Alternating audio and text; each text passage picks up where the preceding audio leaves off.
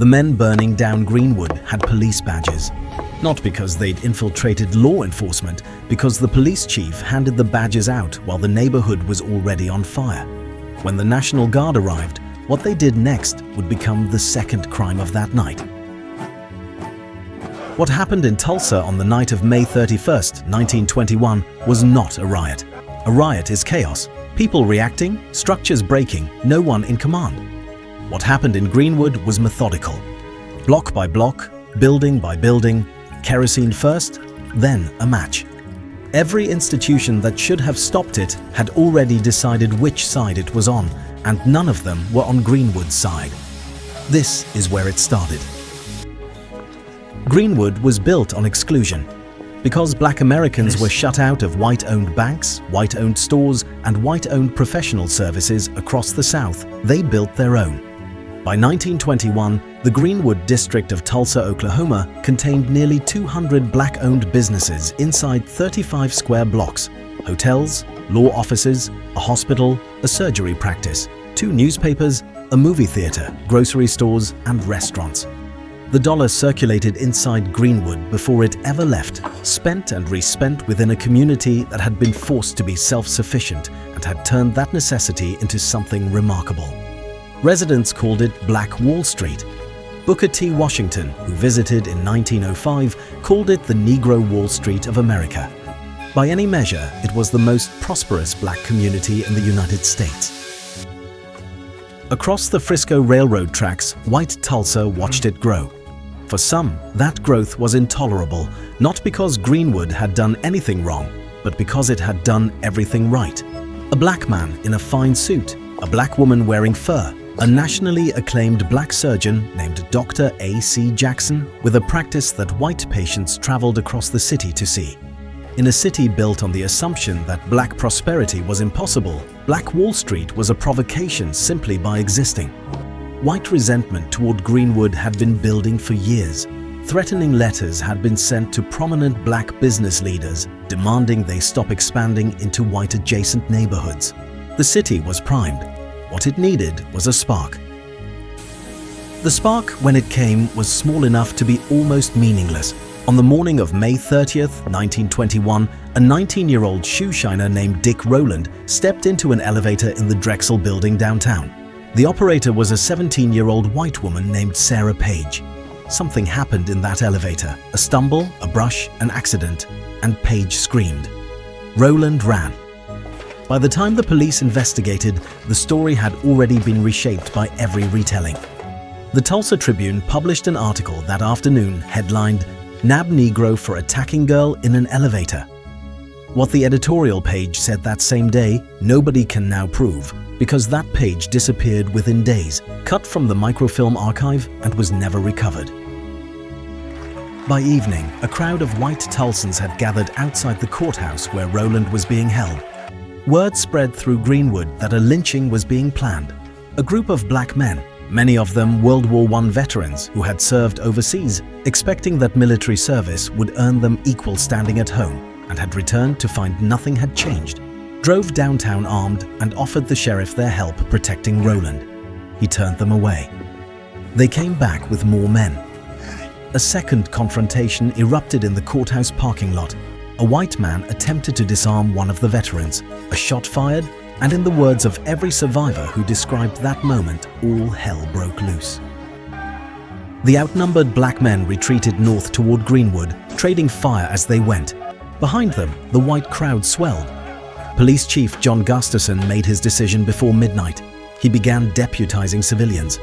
Not trained officers, not reservists. Men pulled from the crowd itself, some already armed, some already moving toward Greenwood, some already part of what was happening before he signed the paperwork.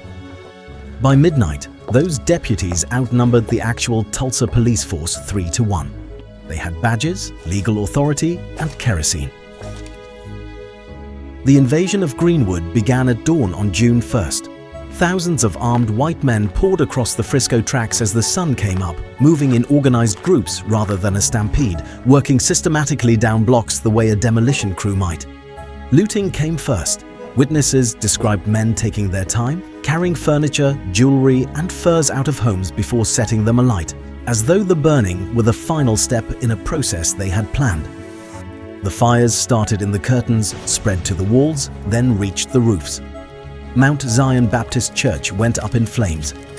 The Dreamland Theatre burned next, then the Stratford Hotel, the largest black-owned hotel in the United States, then the Williams Confectionery, then 35 city blocks. Reduced one after another to ash. A C. Jackson, the surgeon white patients had traveled to see, was shot in the street after surrendering to a group of white men. He had raised his hands and was shot anyway. Dick Rowland's name was not mentioned once in any order given that morning. The men with badges weren't looking for him. They were looking at what Greenwood had built and taking it apart with the calm focus of people who believed they had every right to do so. Drop a comment.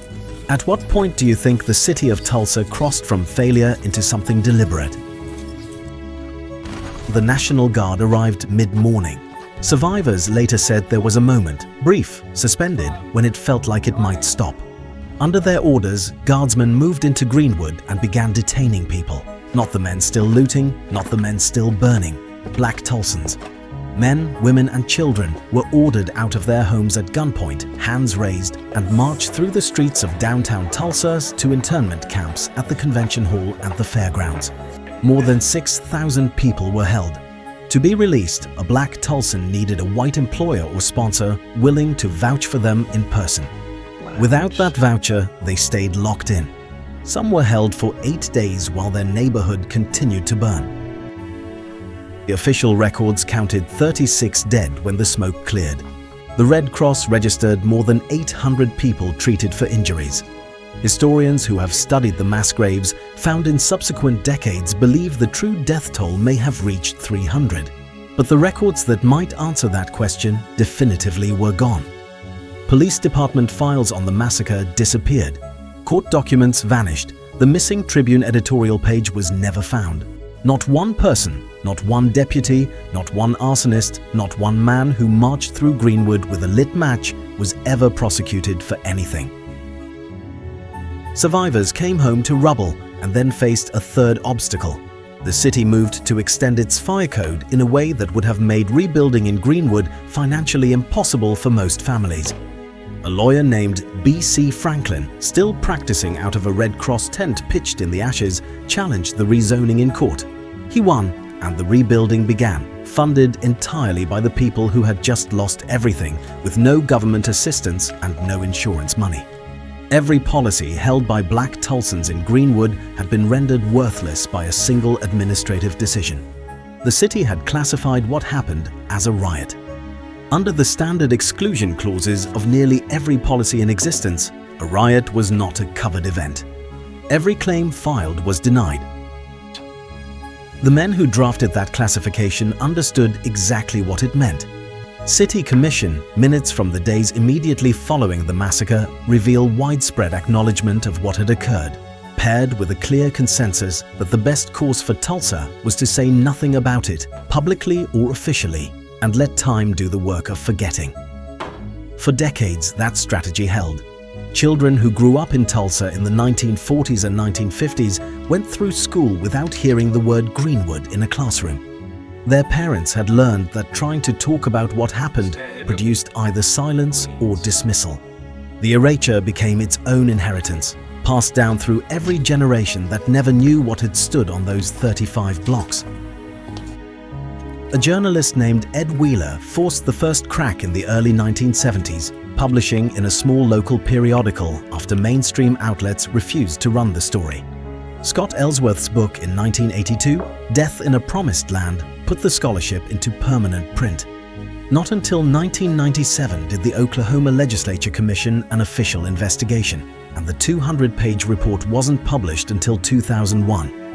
99 years after the night it happened, in 2020, the Tulsa Race Massacre finally became required teaching in Oklahoma schools. Nearly 200 businesses, 1,256 homes, a hospital, a church, a newspaper, a surgery practice, a hotel. Built by people who had been locked out of every institution that was supposed to serve them, who built something extraordinary in the space that exclusion left, and had it taken in 18 hours. The men who destroyed it went home.